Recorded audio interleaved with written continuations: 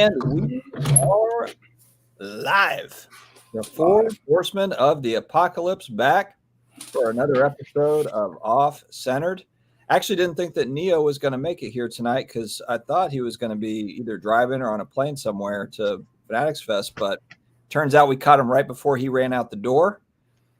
All four of us have been really spending most of the day with the CT scanners and just decided to take a break to get on here live and hang out with you all. So, guys, how are we doing? How's everyone doing today? I thought you had a little radiating glow about you. Steve looks really glowy. Yeah, it's the what do you call it? I don't know. What do you call the stuff that comes off with CT scanners? Radiation. Radiation. I'm radiant tonight, baby. We're gonna turn into that's my filter.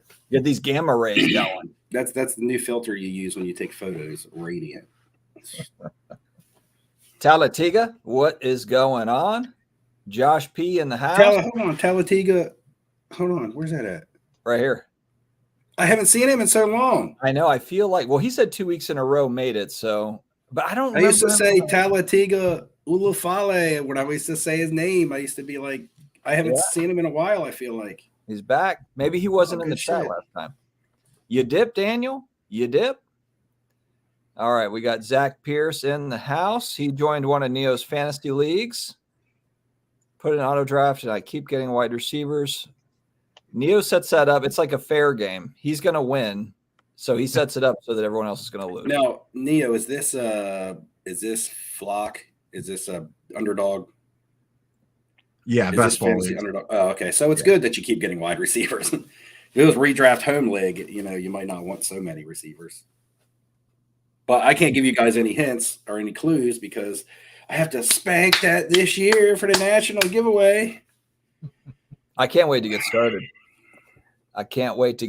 Well, so we have Neo for a limited time. So you're our man on the ground, Neo. Is there anything that's breaking?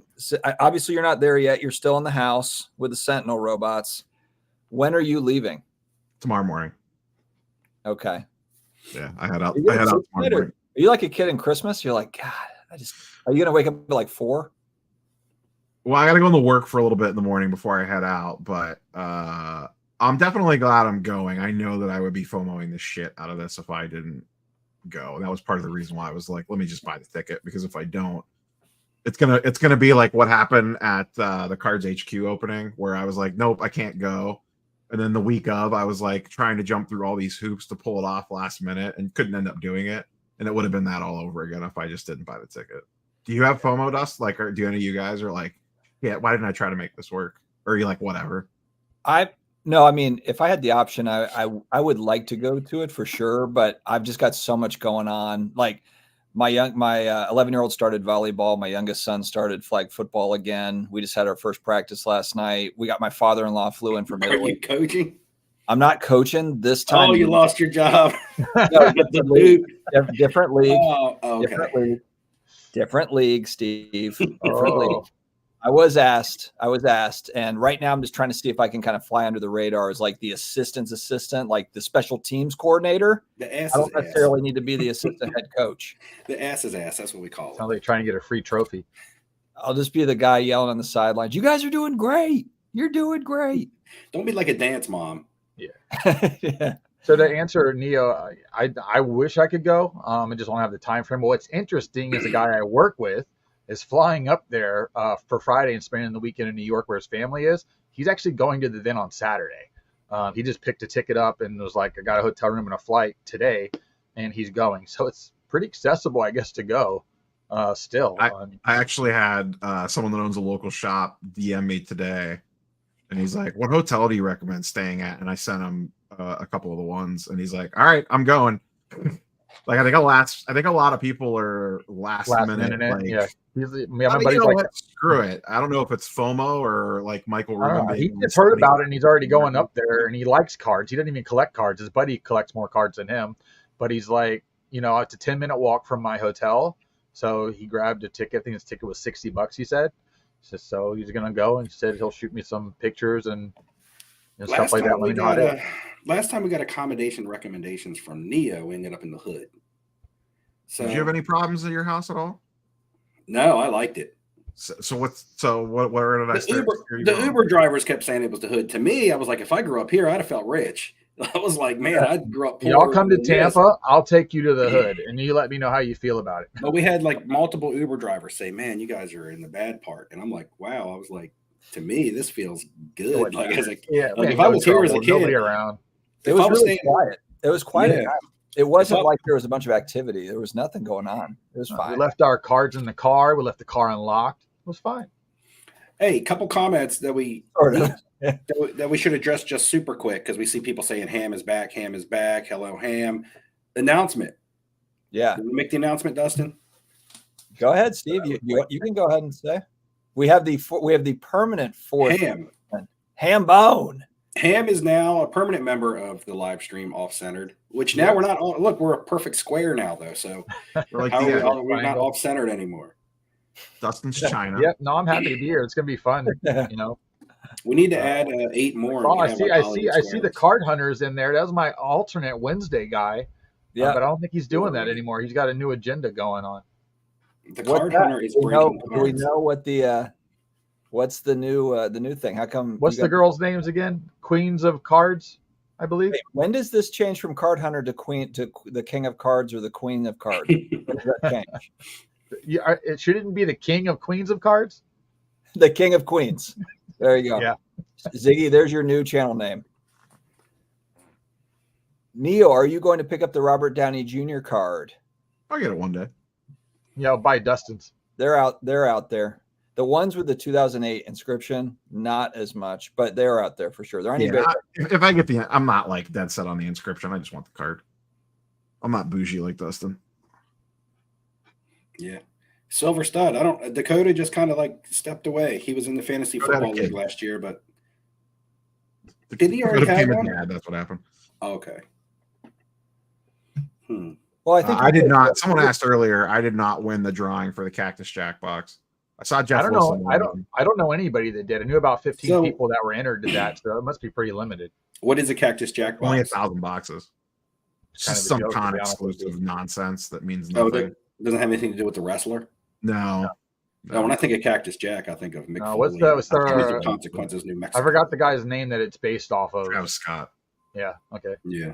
Yeah. I do want to try for some of the Topps Chrome boxes with the New York City background refractors. There's that lids thing. I don't know if I want to mess with that or not. And then I think those are kind of like the Topps Chrome boxes are kind of the big thing.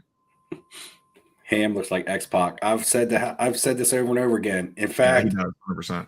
I bought the old X-Pac rookie cards and showed them on the channel for Ham. Look, I got the refractor too. Can you sign my shirt off in this picture? Ray is asking for Daisy. Josh says he wants to give a Crazy Daisy sticker for a Travis Scott card, man. Come on. The Crazy Daisy stickers, what you have is it. So about an hour ago, I got a DM. Now, this is probably a scam, but basically it was a guy. Yeah, did you guys get the same thing? I won a free ticket to buy the Travis Scott Topps Chrome box. It also came with a free pass for Saturday. The box is honestly a bit beyond my price point right now, but I don't want the ticket to go to waste. I wanted to see if you're interested in making a deal where I can meet up with a rep. Anyway, yeah. What is that? I don't know. That's like a spam email. I'm not gullible. I'm not gullible enough for them to target me with that. Prince or something or what? It's a dude in New York City. I did not get this message. It's definitely a scam. That sounds like a red flag. Straight up NYC. Yeah.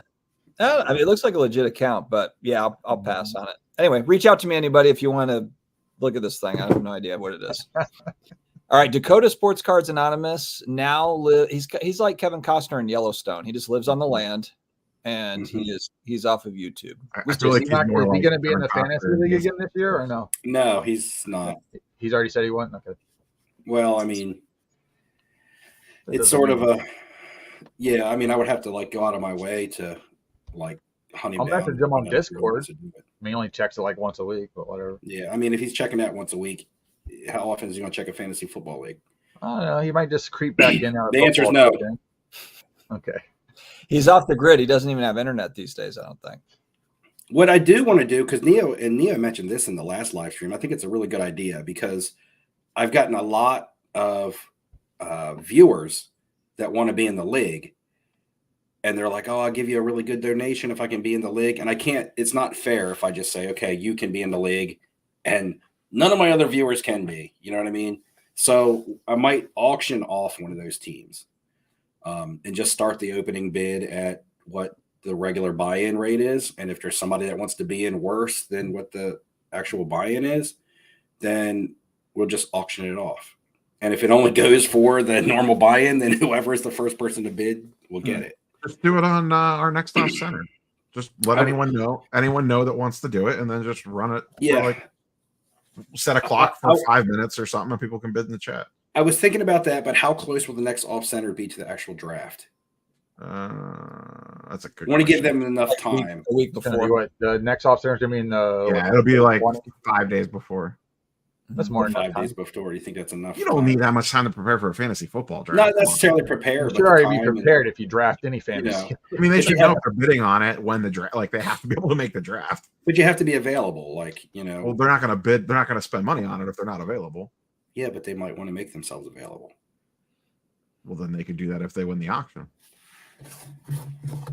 Most jobs require. Oh, that's right. You don't. You work from home. My fault. Most jobs require time off request. Most people work during the day. You're the one that's backwards. Yeah, you have the I work odd at night. job in here. Hey, that's the people that's going to view my channel because they relate to me.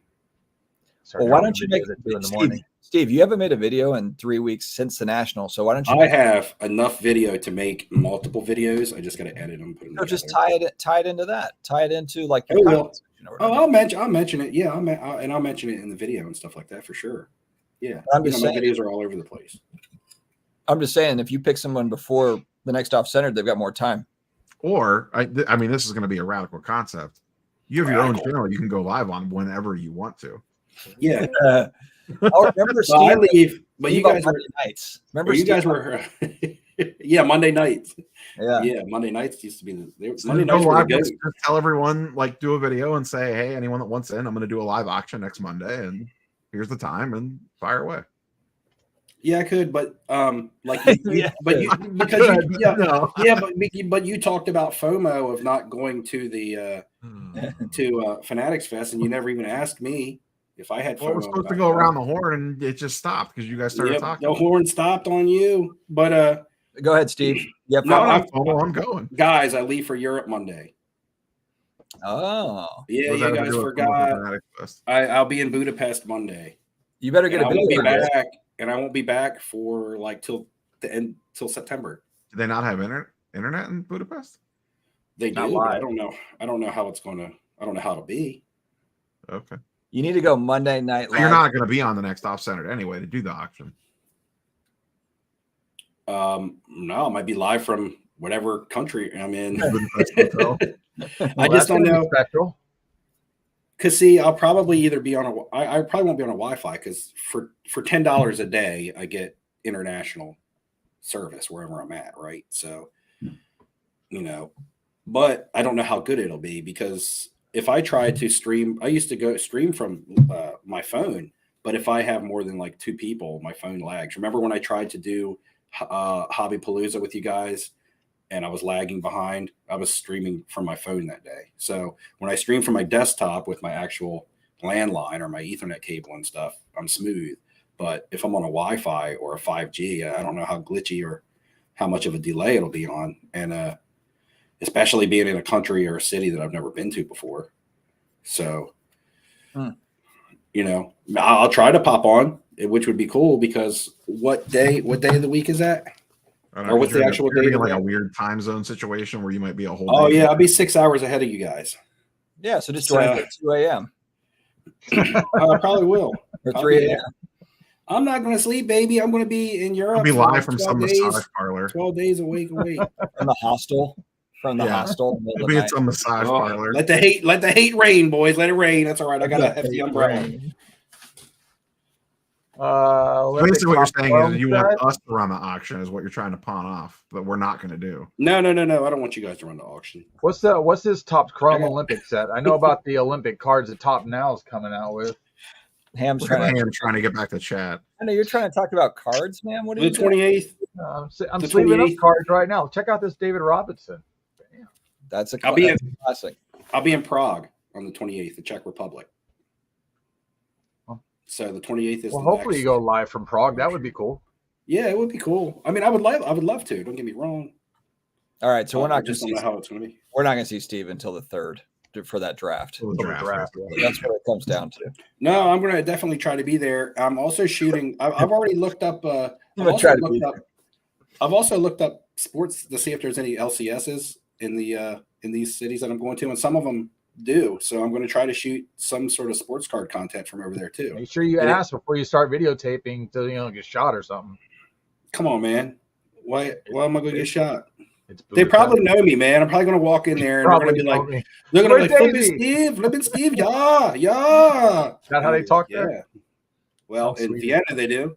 I'll be in Vienna, Austria, for 3 nights. That they speak German there, awesome. So yeah, they'll be saying "ja" in Vienna.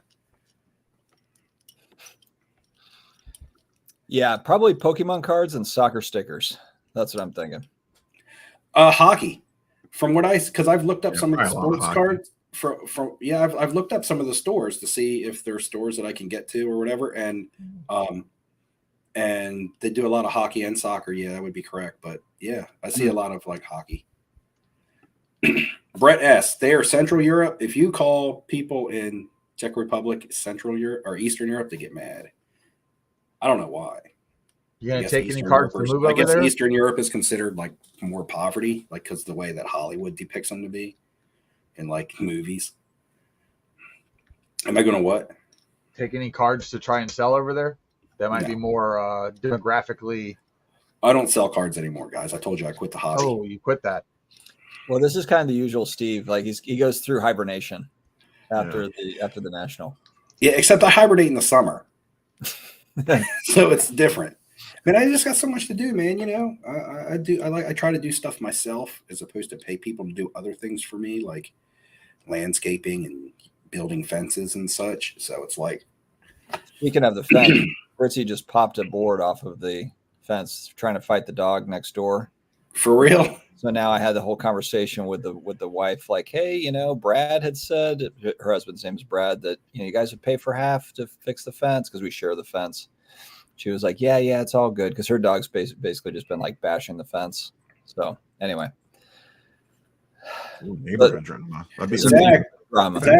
Zach is telling me they call it hobby burnout, but it's not hobby burnout. I know what hobby burnout feels like. It's just limited time. I still do stuff in the hobby. I'm buying cards actively on eBay and sending offers and things like that, like every day. I just it's time consuming to shoot content every day when you have your job and your dog and your family and so basically Dustin is saying we just have nothing. We have no lives. Pretty much. Well, no, the hardest part about shooting content, I mean, the time consuming part is the editing and all that. Yes, but the hardest part is coming up with material. Yeah, you guys should know that. Coming up with material is difficult. And because I don't, because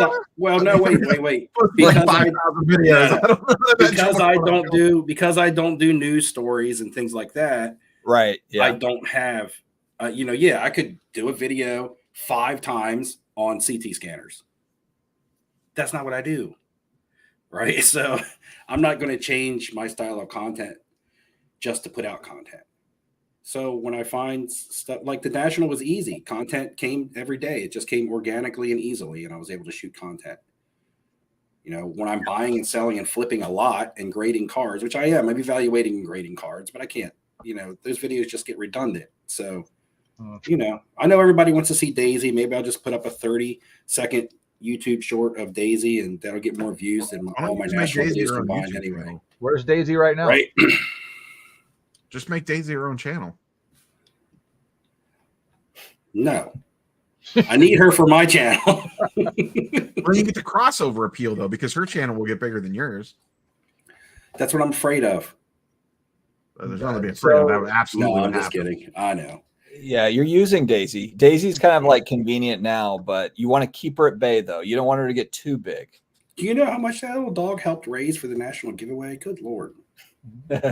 Now imagine if she had her own YouTube channel. You could do a Fanatics Fest. The giveaway, Crazy too. Daisy Color Blast went better, sold faster than the 302 that had me and Daisy on it. And that 302 sticker was awesome and signed. But the Color Blast went crazy just because it had her on it. Neo, did you buy any of the Topps Chrome basketball?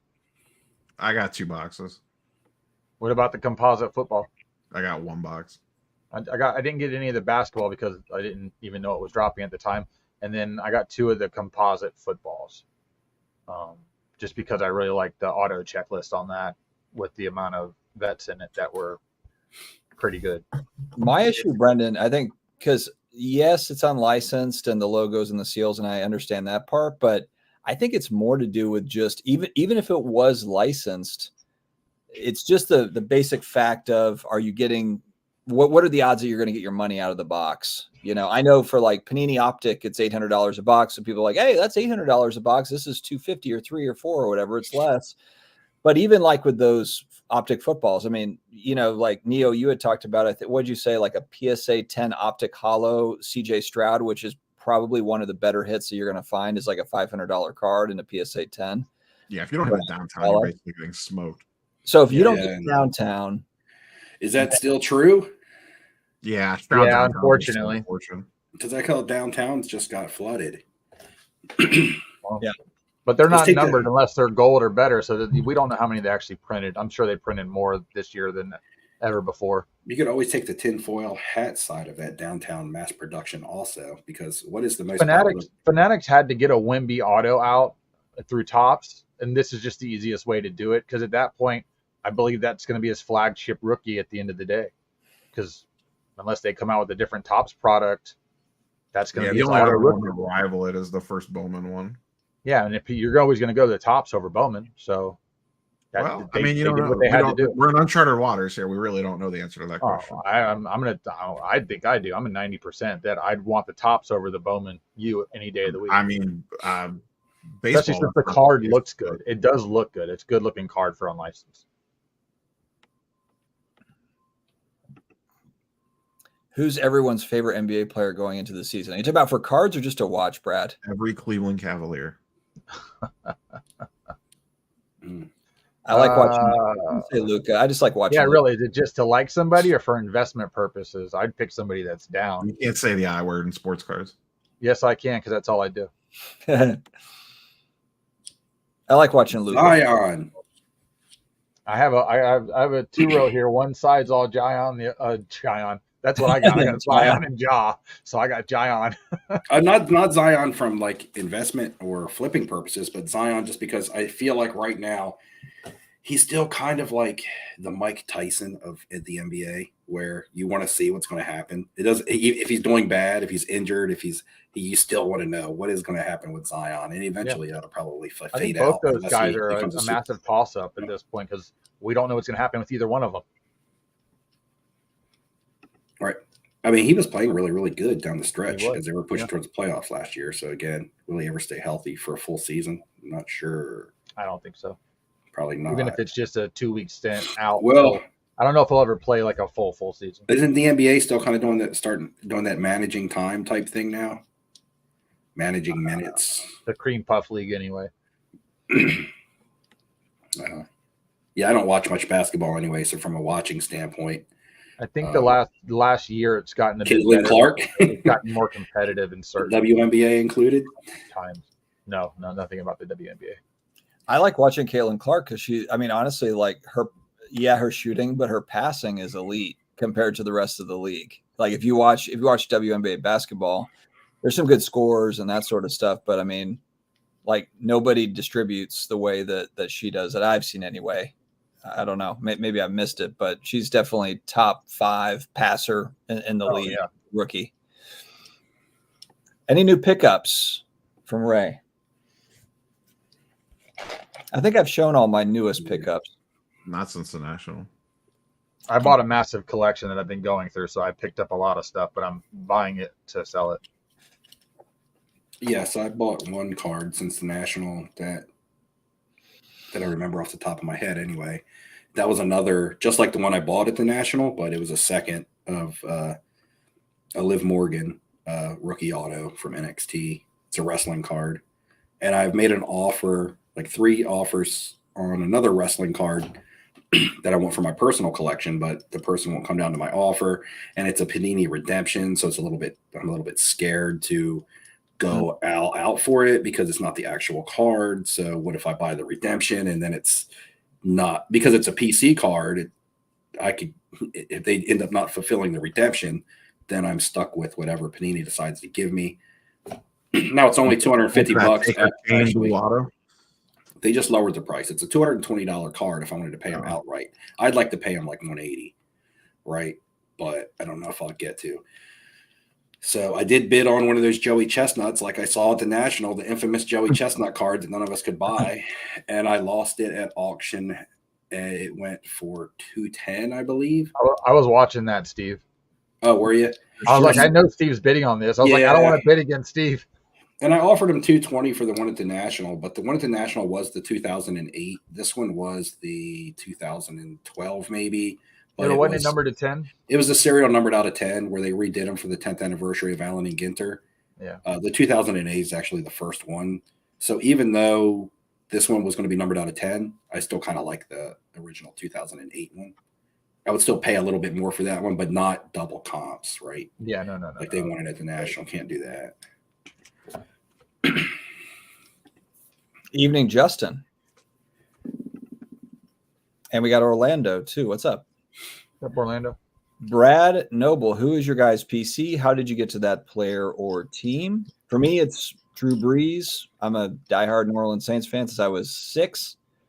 And Brees is the best Saint that will most likely ever play for the franchise. So that was kind of an easy one that just kind of fell in there for the PC.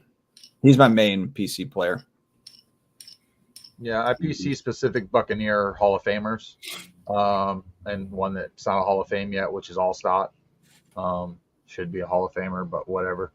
I look for like really nice original game used patch stuff from the early 2000s, or like one of my favorite cards is my Leroy Selman game used jumbo relic auto. That one's really cool. There's only 10 of them, and I've only ever seen one, so I bought it. Yeah, my PC is like, well, but so it's very limited because even I might say that I PC Dan Marino, but it doesn't mean I PC Dan Marino cards as a whole. I might say I PC his autograph cards, but that's not true either. Basically, I find 1 or 2 cards that I really, really like of one of my favorite players, and I'll PC that card for a while. And if that card ever then becomes stale to me and I don't enjoy it as much as I did when I first got it, then I might ship that card out to then replace with a card of the same player that I may then enjoy for, another extended period of time, because there's so much stuff that if you get, if I was to get into this mindset of I want to collect Dan Marino autographs, I mean, he's signing so many new products every year. Endless. Yeah, I did the same thing with Larry Bird, and it was just I started buying all these flawless and National Treasures and stuff, Larry Bird autos, and I was just like, there's so many, and they're still coming. So I just had to be like, okay, I'm going to find 1 or 2 very nice Larry Birds. And now the reason why I do the Dan Marino is because I was brainwashed as a kid by my dad to like the Dolphins, so and then the Orioles, and I've been collecting some vintage stuff and putting it away. Cards that I think my grandfather would have enjoyed collecting with me was kind of like my theme of the National this year.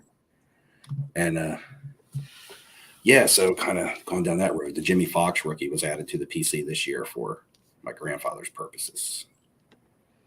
Neo, you want to answer? And then I know you got to hop off. You got to get ready for the trip. Yeah, I mean, sports-wise, mostly LeBron and probably Manny Ramirez, but that you can mix in like 90s Indians on-card autos along with current Cavs players. So kind of a mixed base there. So, but yeah, I'm going to go ahead and sneak out. I got to go finish packing and get everything ready to head out tomorrow morning. So, all right, good luck. Get a lot of it easy. Later, right, I'll see you from Prague next time. me and are you going through New York for the international airport, or No, I'm flying out of Newark, so it's right on the border of Jersey and New York. Yeah. Well, you'll be right there. You're just across the river. You should have just came one day early, and you could have went to Fanatics Fest on Sunday. No, in fact, I'm coming home, and so I get home on a Saturday, and I took the following day off, which is Sunday. My normal days off are Tuesday, Wednesday. I'm going back to work on that Monday, and then having 2 more days off for my regular days off. I could have just took that Monday off and extended my vacation out, but I value my vacation hours because they're limited, and if I want to have time to go to card shows and vacation with my family, I got to nip and tuck vacation hours where I can. Nip and tuck. All right. Just got to negotiate more vacation time. That's right. All right, boys. Hey, man. See you from the mean streets of New York City. Yeah, lots of vlogs, buddy. Go live, go live, go live. Yeah, we'll be commenting. We'll be in the chat. Later, boys. All right, see ya. All right. Yeah. Latiga caught the most important part of the entire national show. Ham was all over the vlog and found the hot female dealer at, what was it, 344? Yeah, I believe so. Yeah, Teresa. The reason why I know it is because they had like balloons above the booth, and it was like 344 or 334 or something like that. Yeah, that was really funny. The booth babe. Mm-hmm. She'll be there next year, she said.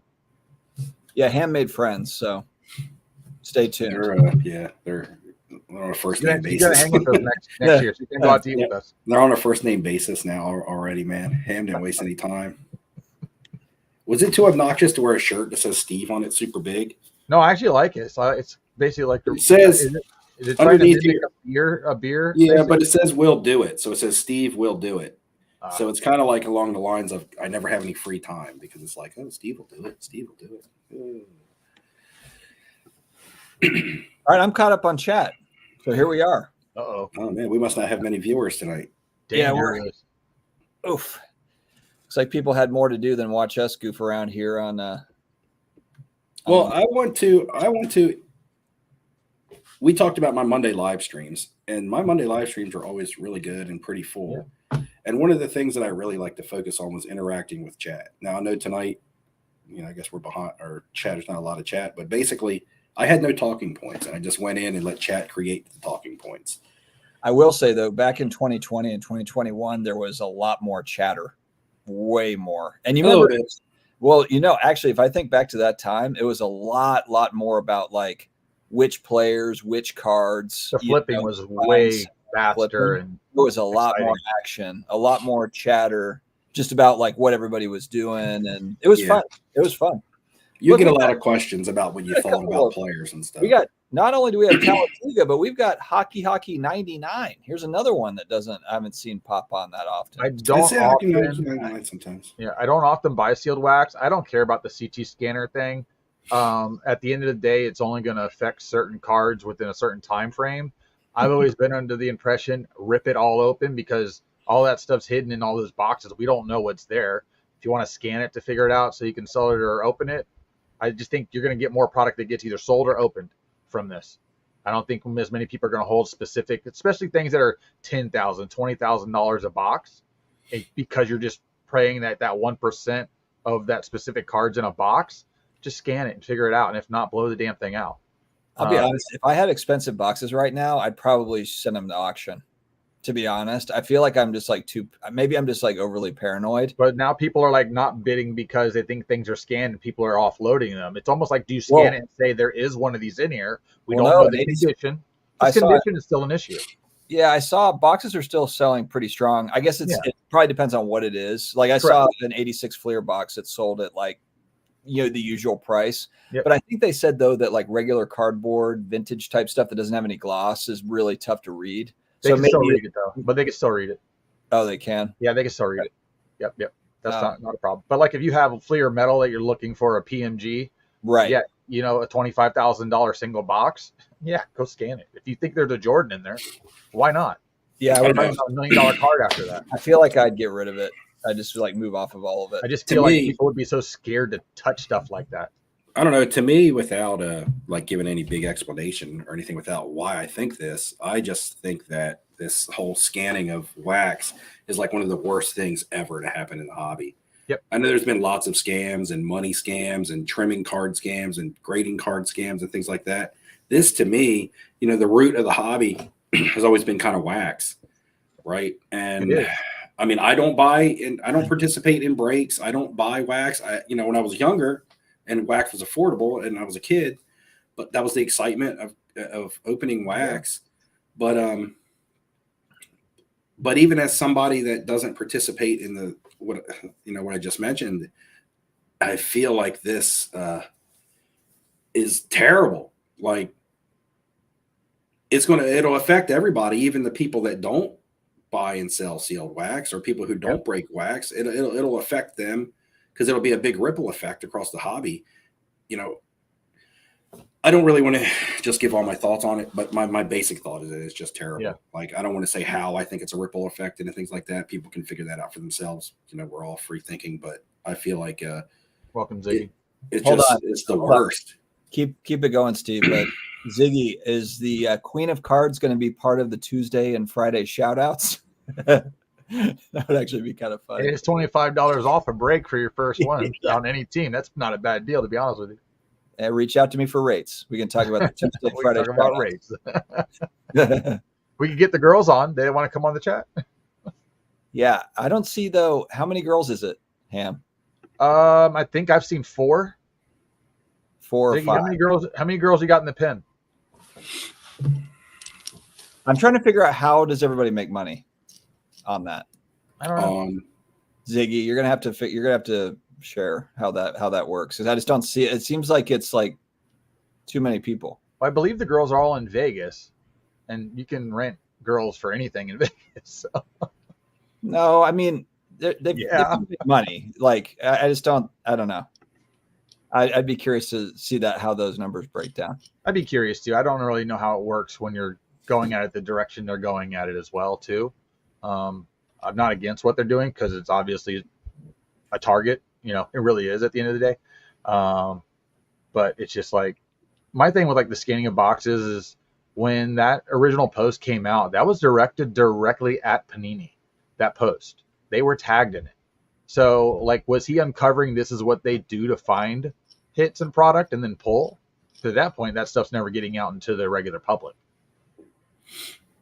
Yeah, Justin, I think this makes sense. If you got $100 boxes, it's a lot different than if you have $1,000 box. Yeah, I'm guessing it's mostly going to be high end stuff, but yeah, everything's $1,000 a box now, right? You just said optic football is $800 and some dollars a box, right? What is it? $75 to scan a pack, and it's $500 or $5,000 to scan my brain. I wonder if they'll do some extra scans for me on the side here. Yeah. I guess the big question is it actually gonna, because there's people that know know who's doing it, and they're either gonna speak up on that, or it's like, is that gonna come out or is it not gonna come out? Because I don't think it's gonna come out, because if somebody's paying somebody else to do it, I'm sure there's some type of you can't tell anybody that I'm doing. It's like a HIPAA agreement type deal, or it would be bad for business. So I don't know if we'll ever get it unless somebody comes out pissed off and just starts basically ratting somebody out. But Panini's done some shady stuff. I still think they're the ones that stole their own servers to just hide information, because those things have still never been found. Ham coming in with the serious conspiracy. That shit just went away. It's like, oh, all of a sudden these guys broke through walls and took specific servers with information on them, and it's just okay that they're gone. I don't get it. We haven't the $2 million out of Dallas. those cards, like how did all that? I mean, like, I get it. I guess I can see how it went missing, but it's just shocking that nothing's come out of that yet. It's somebody that works in a casino, and, always relate breaking and opening wax to gambling, because you're going to pay for something in hopes of hitting big, right? So, and to some people it's entertainment, just like it's an adrenaline rush, just like gambling, or just like gambling in a casino. So some people sit down at blackjack because they're like, I can make decisions for myself, and it's 60-40 in the house's favor if they know the odds. They can be like, oh, I like to shoot dice because I'm actually allowed to hold the dice and throw them, right? You can't touch the cards on blackjack. But on a dice table, you can actually insert yourself into the game. You get to shoot the dice, handle the dice, and the best odds in the house are pass line odds on a craps table. So somebody's going to be like, I'm going to max my odds out because this is my best chance of winning in a casino. Some people like to go to roulette because they see that long. Oh, that's 1 in 37 chance that if you got American wheel, 000. If you got a European wheel, it's just a 0. But I got my chance of hitting my 1 in a long shot for $1, right? Or they can play the outside red and black and it's a coin flip. I can put big money on here and it's a coin flip that I'm going to win. Slot machines are regulated by the lottery to pay out a certain amount, and they're controlled by a computer that is in each individual slot machine. So the lottery has to inform people, hey, this is what we're paying out per dollar coming in as a percentage. You know, it has to be transparent. But if someone sat down at a slot machine and they knew that lottery had set the chance on that slot machine to pay out 0, would they sit there and play it for fun?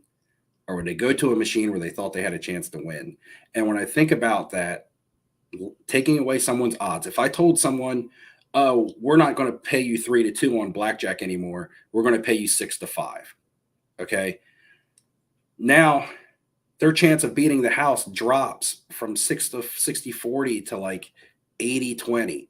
Are they going to sit down now with a 20% chance of taking money home with them? You know, when you start running things like, you know, people have talked about loaded boxes, but when you talk about people scanning high-end product and removing the hits, now you're talking about limiting someone's chances to win. You know, and if someone did that if we did that in a casino when it was transparent, we would lose customers. We can't do that because we would lose customers. People would not gamble. It just would not make sense. The thing here is that people have to speak with their wallet. And I don't know if I necessarily see that happening. I still people in the thrill of the hunt, in the chase. Well, I don't think you can get past the breakers having to have product. So therefore, they're going to have to buy it to keep their customers. There's a new product coming out and your breakers don't have it. People are going elsewhere. But it's a ripple effect. Like the breakers might buy it, but the breakers got to have people to buy off them. Well, like for instance, the Topps Chrome is so expensive, or optics so expensive to buy a single box. People are forced to go to a breaker to take their chance there. I understand that. Nobody's buying the box $800 as a normal person unless they have FOMO. You're completely not understanding what I'm trying to say. What I'm trying to say is, if you're limiting the hits that are going out to the breakers, what's going to make people want to buy into a break if now their chance of getting a good card is even less? No, I completely get that, but we're seeing breakers get more hits. So it's vice versa. It's feeding the dragon. Well, I don't know if that's a fair assessment to say we see breakers getting more hits. We don't see the everyday person opening wax. They don't do it on camera. We only see breakers. Only see breakers. So when we say this breaker is getting a hit and this breaker is getting a hit and this breaker is getting a hit, we don't know what the average Joe is getting because we're not buying product in bulk like that. Right. You know, so to say, I mean, and how many people actually are public about, you know, there's a handful of us. You might bust a blaster box on camera, but how many of us are buying cases of cards and busting them? We're not. That aren't breakers. I'm buying this case for myself and I'm going to break it. No, nobody. You know, so when you see the big hits going out to the breakers, that's because you only see breakers breaking. You don't see someone else breaking just for their own personal enjoyment. But people are buying into breaks, right? Like you said, because that's the only way they can afford to get wax. Yeah. But they wouldn't be buying into a break if they thought they didn't have a chance to get a card. Mm-hmm. Right? I agree. Yeah, no, I agree. So I mean, it's still the same thing with me. I mean, I go into breaks all the time at randoms because I don't want to pay the higher exorbitant price to try and get only a specific team or card, especially if it's not a full case break. Put it this way. Breakers sell their product on the high-end hits. Oh, this logo man hasn't been hit yet. We haven't hit this logo man. Okay, you have a chance to buy into this break and hit this logo man. But now, in the back of somebody's head, that logo man may not even exist in that product.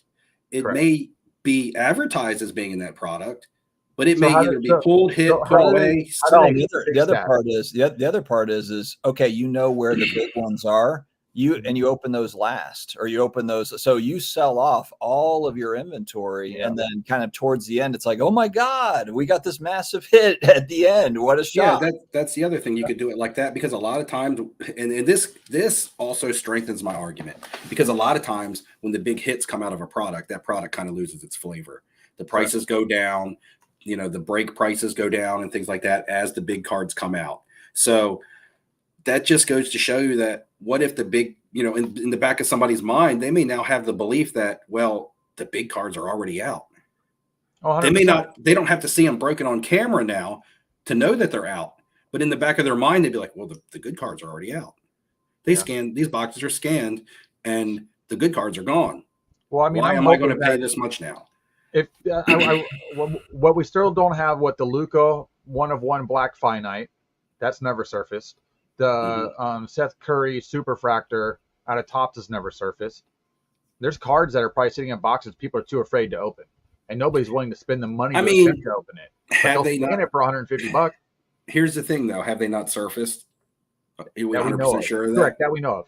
But you're talking about two cards that are in the millions of dollars. I figured they'd surface. Well, somebody could have busted that pack in China somewhere and has it in their personal collection, and they're not. They probably made copies, and they don't do content, and they don't do content and things like that. And those cards could be coffin cards for somebody put away, and you never to be seen again. But they would have to tell somebody, never tell anybody they have it, because if they tell one person, somebody's going to be telling somebody else, because that's super big. Nobody's seen it. That's like saying I got the It's super big now. In my backyard. It's super big now. Come on, Ham. It's super big now, but it wasn't super big in 18. If you're talking about a Luka, if you're talking about a Luka 101, somebody has it in a box and don't even know they have it. No, I'm not saying that, but it may not be everybody's business that they have it to them. Okay. Like nowadays, everything every big hit, every big now since 2020, every big hit and every big monster card and all that, everything is. There's bounties. People are posting on Instagram. Social media is taking over, things like that. But in 2018, when Luka was a rookie, if somebody pulled that card, I agree. Who knows what happened to it? But I can't sit here and 100% say that card was never pulled because we haven't seen it in the wild. Right? You could say that card. No. I mean, I get exactly. Might have possibly been pulled by somebody and put away. Don't think that it's out there yet. I still don't think it's been pulled. But I just think that the scanning thing would open it up to people that might be sitting on a lot of that stuff, that they take that opportunity to look through it. And then they would just unload it if they don't feel it's in there based on the scans. But real quick on the bounties. So we know Jeff put out the $100,000 bounty for the triple auto for Topps, whoever ends up getting that card, which I'm assuming is going to be a redemption. I don't think it's going to be live in a pack that they just send to somebody when they print these. Is $100,000 actually low enough for that card? It's low, and it's not even $100,000 cash, right? I think it's $100,000 in a VIP experience at Cards HQ. We've already okay. So I don't know what they're going to do. We already got that. We already got that. So I just need to add the details before I speak on something that I don't know that much. I think it's 100. It's 100K cash plus the. Okay. I thought it was 100K valued experience or something like that. Okay, so it's 100K cash and the trip and all that to the card show. Gotcha. Okay. Yeah. I just don't know what that car would go for on the open market. I just don't think 100,000 is enough personally. I know, but isn't it funny? Like if you went back 5 years, you'd probably be like, "That's nuts that somebody would pay 100%." Yeah. And to be fair, I'm not saying $100,000 is enough for the card. I don't really care either way. Honestly, it's just like not even in my ballpark. But like a lot of times, David Adams will put out a bounty for $250,000 or something, and you're like, would that card fetch $250 if it went to auction? Oh yeah, usually wouldn't even. Yeah, correct. What was it? The Volpe? Yeah. Was one of those out? Maybe it was. Yeah, and maybe it would. Who knows? But I don't know. It's like when people they get all worked up about the price of it. And it's like, yeah, but I mean, you don't really know until the thing actually goes out. What was the bounty on the Brady Superfractor baseball auto that just got pulled? Well, yeah, I don't know. The 1/1 Brady exposed card is 500,000 for the one. That just got pulled last week. But here's the thing about bounties, though, is that trying to make sense of a bounty and why somebody's offering so much to a card is just kind of pointless, because some people might be like, that card's not worth that much. Well, okay, it's not worth that much to you, right? It's not worth that much to you. And even if it is worth that much to you, you may not have the means to get it. You know, I can't sit here and question why some old billionaire spends $1 million on a card, you know, because $1 million to them is a whole different definition of $1 million to me, right? Yeah. So to me, $1 million is life-changing money. To somebody else, $1 million is, a candy bar. It's like a drop in the bucket. So Yeah, I agree. And now we That's have why- more whales in the hobby now than we've ever had before, Right. because even baseball players collect their own cards now, and other people, and they have a lot more money than all of us. So their accessibility to this stuff is crazy to begin with, and then they have the money to purchase that at will. And a lot of people sit around and they try to make sense out of it. And they were like, people were stupid for buying that card, this, that, and the other. And yes, I might agree. Spending that type of money to me is stupid because I don't have that type of money to spend like that. I can think of so many different ways to spend $100,000 to $1 million than on a sports card. Mhm. But but if I was a billionaire or a super sports star or something like that, that just probably had so much money that I couldn't spend it. Okay, well, it's nothing to waste this much money on this. Correct. Because I would rather have this and be the person that has it than have the money that I spent on it.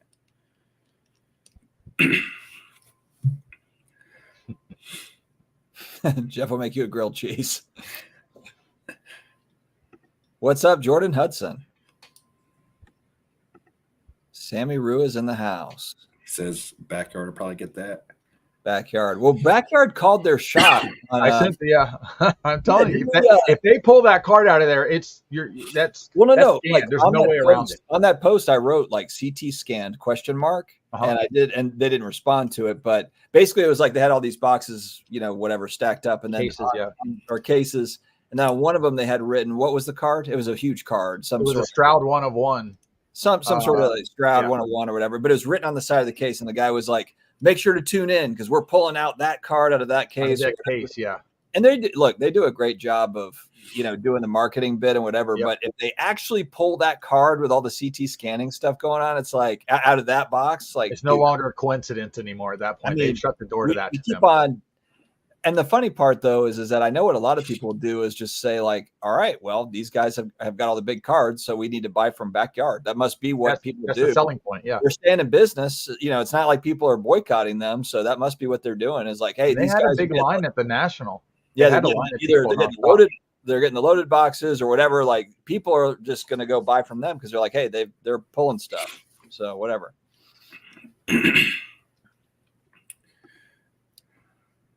Not quite $1 million. Come on, Dustin, man. Come on, Dustin, share. Not quite $1 million. Get a little bit. Yeah, Dustin was going to offer that $99,000 for the card. But, what's funny is, I don't know. Sniped him. Steve, you've been too busy packing for Europe, but I made a video yesterday, or I don't remember what day, 2 days ago. And I told this, well, yeah, every day, but a couple of days ago, and I told this story about how I had called Jeff, and I was like, Jeff, I got this great idea. I'm gonna offer a bounty of $99,000 for this new triple auto card. And lo and behold, the next day he comes out with this video, and I played like his IG reel where he's like, I want that card, for 100,000.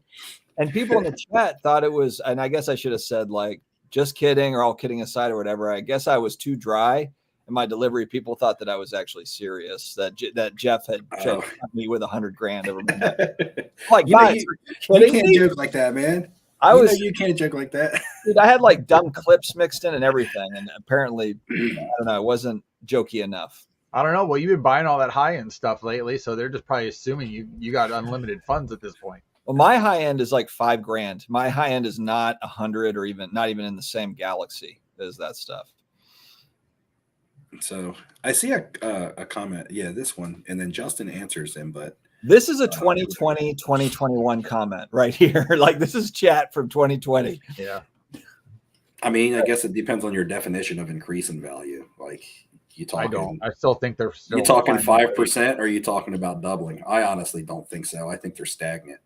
Yeah. I don't think there's going to be much movement up or down. The needle may go I think on any given month or any given day, a little bit this way and a little bit this way, but I think they're kind of sitting stagnant. 1981 Topps Joe Montana. All right. Take a look at that card and tell me. Well, I noticed Brady's auto cards have been coming down in value at auction. They have starting to hit a more baseline value for the majority of them, unless it's in a really early auto. And his last few years of autos that they came out with were all sticker anyway. Yeah. Well, Brady cards autos are going to become more abundant. I think one thing that kind of left his cards valuable from an autograph standpoint is that they seemed a little more few and far between than some of the other players. When I answer a question like this, though, I just assume you're talking about rookie cards. That's why I was talking about the 81 Topps Joe Montana, which doesn't see any type of movement really either direction. So you could kind of take a Tom Brady flagship rookie, a Bowman Chrome or a Bowman, whichever one you like, because there's serial numbered and autograph stuff, but take a flagship rookie that's more readily attainable. And it's going to sit kind of stagnant. I don't know what is going to hurt it or help it other than things that going on outside the sports world, like America economy, and I don't even think that's really going to do much. Here's one, Steve. This card, we've been talking about this card for a while. Yeah. But it's the grade. But that's what I mean. It's 1,800 to 2,200 like all day, and that one's we're sitting there. And so, do you want to pay?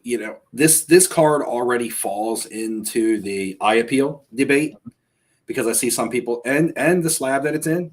The newer the PSA slab, the more it tends to sell for, I guess, because it has the lighthouse and all the different things on it. But this card's been being graded for a long time, so you can also find it in old PSA slabs, which tend to sell for less. Now, could you buy that and just have PSA reholder it for you? Probably not, because they're probably going to regrade it, and that's probably why. And that's probably why the new slab, and that's probably why the new slabs hold more value. But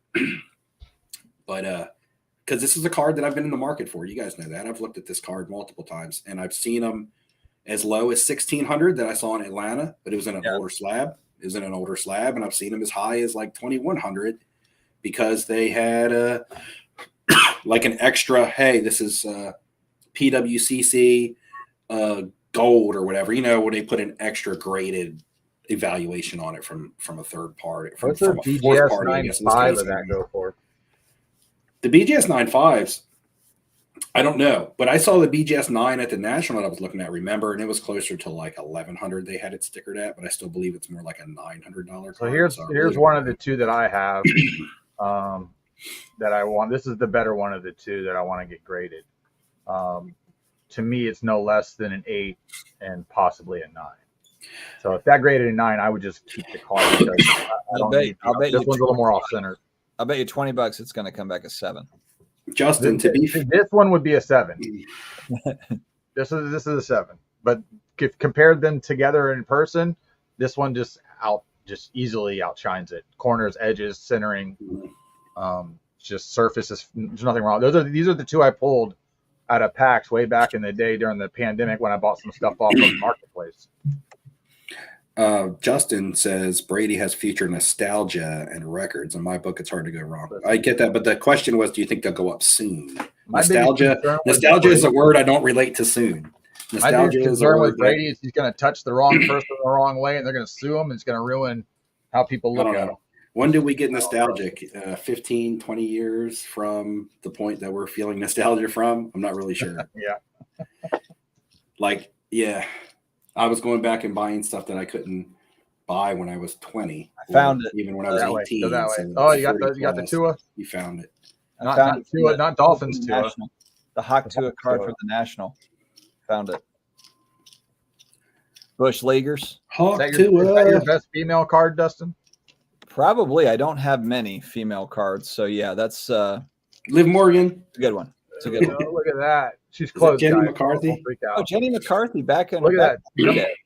10 out of 3,000 on card.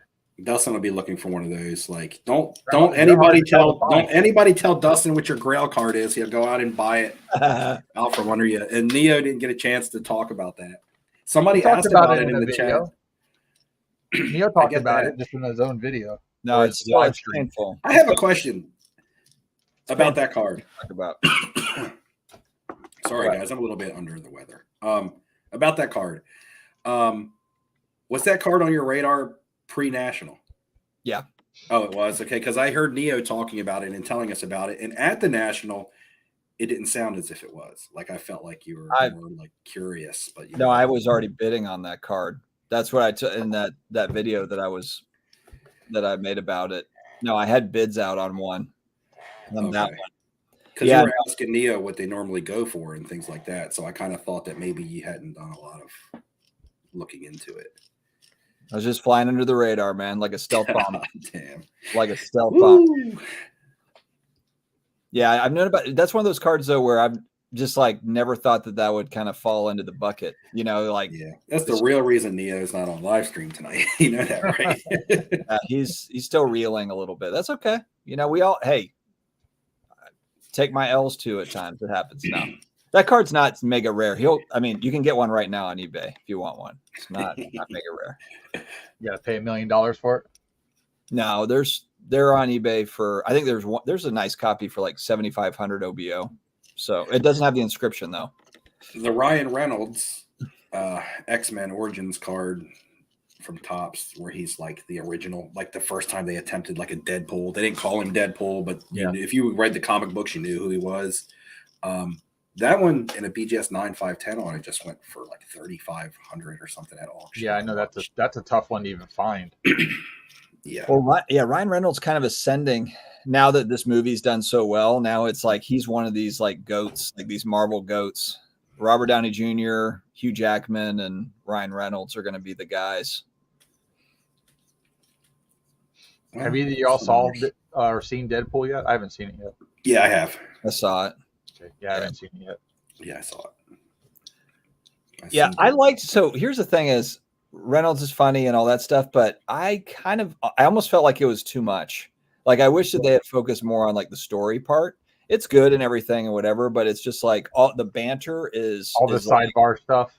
It's excessive. It's a lot, you know. That's always been my problem with the Deadpool movies. Is just that sidebar continually. Here and they're cool, but like so much. Oh, yeah. That's what I said about it. It was heavy. It was just like, and I'm like, are they going to tell a story here, or like, what's the, you know? Yeah, when I was watching it, I thought there were some good, funny jokes, but it started becoming too many. Yeah. Like it was taking away from the rest of the movie. I guess. I mean, it was a little bit of overkill. Now it was still a good movie at the end of the day, but yeah. Mike Petty, I see you in the chat, man. I don't know if you saw any of my national pickups. One of them I haven't shown in a video yet. Just kind of did on Instagram and might have flashed it on a live stream. But Mike Petty might be proud of some of my national purchases this year. Maybe. Well, the Jimmy Fox.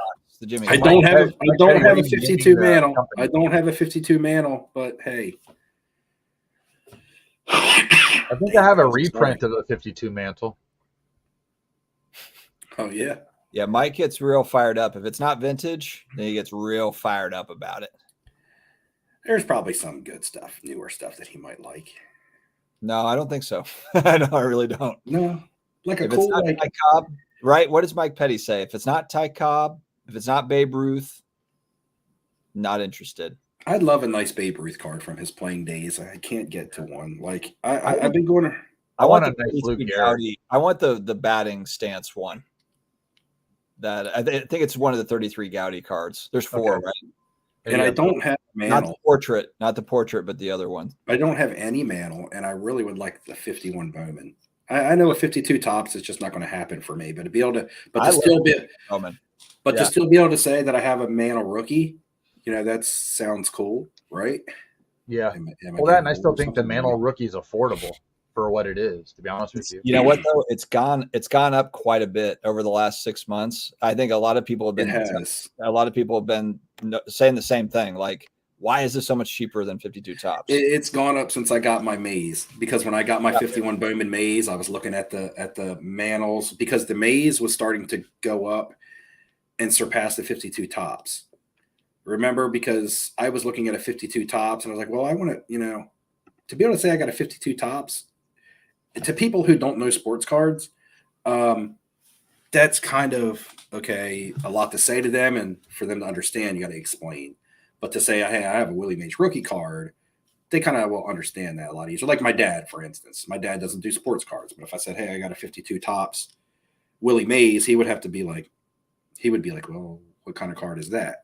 But if I said, hey, I have a rookie card, that sounds, you know, that's cool. Yeah. You know, but I kind of, you know, the same with the mantle. And I just remember that the Bowman Mays was starting to equal out and surpass the tops. That won't happen with Mantle because that card is way too iconic. But and plus maybe there's a difference between it being a high number. That could also be the difference, right? Yeah, the high number. The Mantle is a high number. Well, that and then the high number is definitely harder. But I held in my hand a 52 tops. Going somewhere.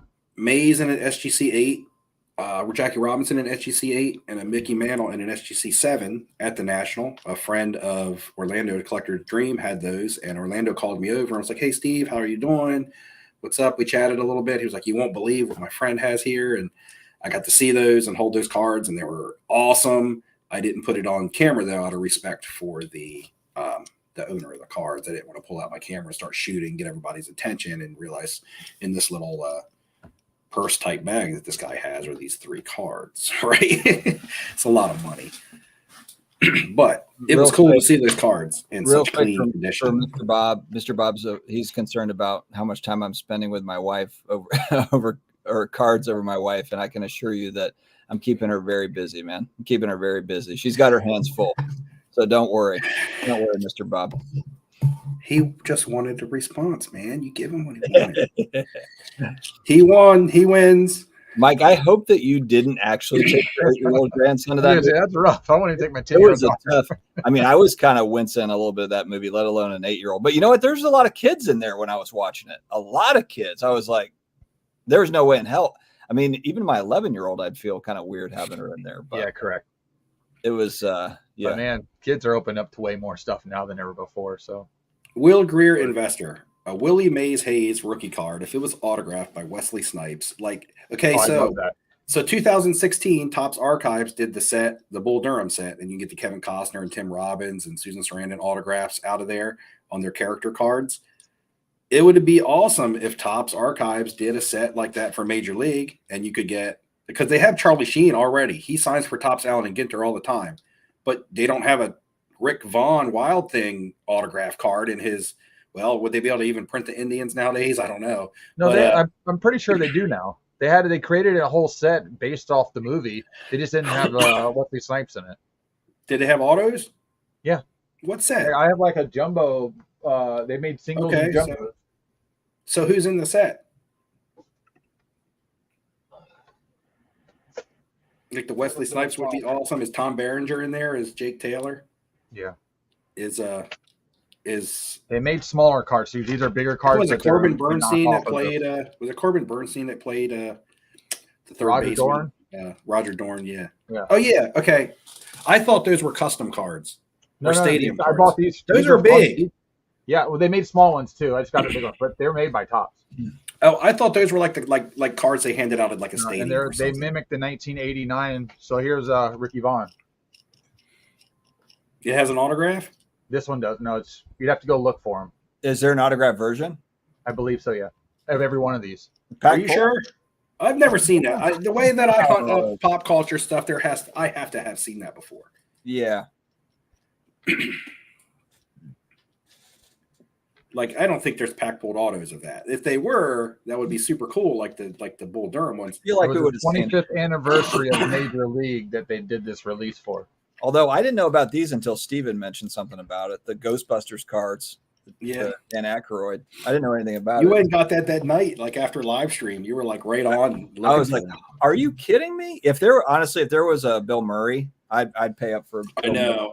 And I almost got tricked into a Bill Murray because somebody made a custom card that looked exactly like that. There's some really cool looking custom cards, but you got to be careful because people do try to kind of throw them in there like they're not custom on eBay. I don't mind a custom card. It's just I need to make sure it's authentically autographed. If it looks nice enough, I don't mind it. Yeah, I don't mind it. Cut autos card, but I don't like it when they make the custom card look like an actual existing set. Correct. At that point, to me, it's not a custom card because really you're stealing somebody else's. When it's just mimicking, you're stealing somebody else's design. Yeah, that's and then it makes you think like, all right, so is the autograph real then? If you're like if you're stealing, a lot of people will go to like when they do the shows and they'll have Beckett authenticate or whoever's there authenticating, and they'll have them sign 10 of them, and then they'll just take them to sell them. So I mean, there are those guys. I'm part of an autograph group I'm in that as same well. group. Yeah, I know where you exactly can what you're talking about. basically you can have a guy basically take your stuff that you send to him to that show for them to autograph, and then he'll send it back for a fee. So, but yes, you don't have to even be at certain events anymore. You can get something very specific autographed by these back trusted people because they are vouched for, and have something like that personally done for you that you may not be able to get to do yourself. Yeah, I guess So you just have note cards done or whatever, and just use those as like cut autos. You know, Yep. like take it out and put it in a card or Yep. whatever. so these things are pricey. Like I'm looking up the Ricky Vaughn right now, and it says it's an insert, so they must have been a little bit more rare. They're priced at like $80 raw. Mhm. And the only autographs I see though are like PSA DNA certified, like people got them in person. So, Which again, if you have a regular size Ricky Vaughn and you have Charlie Sheen shine it on card, I'm happy with that. Especially if they've never made it. What else am I going to do? yeah, I know, but the thing is that he does All have. they're going to do is slap a sticker on it moving forward. He does have on-card autos in Topps Allen and Ginter and stuff. They just don't have him in character. And he signs in that Leaf Pop Century and all that stuff too. Oh yeah. I just hate the photos they usually use of him. I think Leaf did use one of him as Ricky Vaughn, but they had to airbrush everything. Because honestly, I don't even think I'm a super big fan of Charlie Sheen, the actor. But I like that but Charlie Sheen as Ricky Vaughn, I like. Yeah. Better when he was in 2.5 Men. That was a great show. You know who's awesome is Danny McBride. I'd love to have, he's got some like Alan Ginter stuff too. I think. You know, there's Danny Glover has an Alan Ginter card. I always contemplate getting that. It's not expensive. He has an auto. Did you see there was that one? I took a picture of it, and it was right where I can't remember the name of the booth. It's like Rui or what was it? It was right on that side where they had like pop culture autographs. RBI crew. Yeah. Those guys had a Farrell. I've seen this card before, and it's like a patch auto, and it's him as like a baseball player, but it's an on-card auto. It's not a cut auto. It's not a custom card. I don't know what packs it came out of or whatever, but it's a really cool card. Could have been something Topps now or something Topps did because that's when he played for all the teams when he was promoting a movie through spring training. Okay. Yeah, that's a cool one. I've only seen it a couple of times. Yeah, because it's usually in a Cubs outfit. All right, Brennan's got a question for you, Steve. How do I choose which Panini inserts to roll with? Well, the popular phrase these days or words is case hit. But like I've always said, it's relative to the amount of cases that they print. Nothing nowadays is like really rare, even a case hit. I look for what I would call expensive products, but not the top end products. So Panini One, it's an expensive product, but it's probably not top 3, right? But it's still a really high end quality set. Does Panini One have case hit type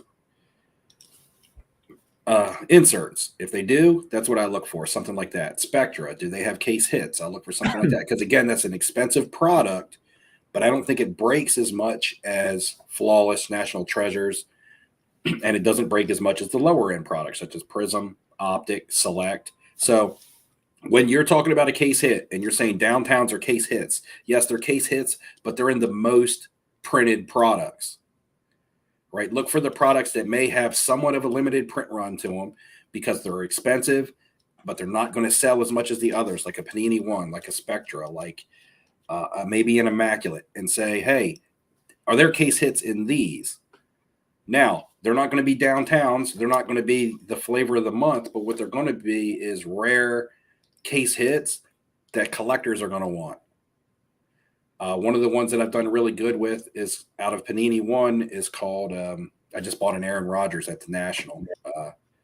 The ones that look like the paint. I had a Patrick Mahomes that I did really good on.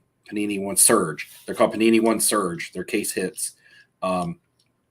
Plates and patches, the case hits out of that, like the American medals. You guys saw how many of those I graded and sold and did really good with, because that's a product that's expensive, but people don't really want to buy into it because on the secondary market, what is a plates and patches RPA going for? Not really much. If you an RPA, you want like Panini One and higher.